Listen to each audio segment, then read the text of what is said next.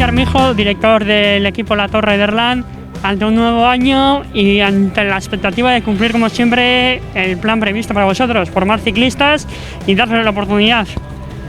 Pues sí, empezamos pues como todos los años, como bien has dicho, oye, con los chavales un poco tarde vienen, pero bueno, más o menos pues los más jóvenes, y luego pues a ver si como este año pues vamos pasando gente a Telcon o a algún otro equipo, vaya.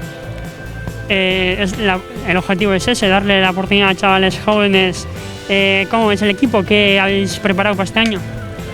Pues a ver, hemos cogido un par de chavales que parece que andan bastante, pues que vienen del triatlón, tienen un poco problema pues ahora al andar en pelotón, pero bueno, con las carreras yo creo que irán cogiendo el truquillo.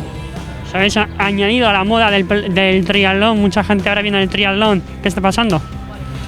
Pues no sé, parece que como allí andan bien, les gusta esto y entonces quieren probar la experiencia esta de andar en pelotón y disputar carreras.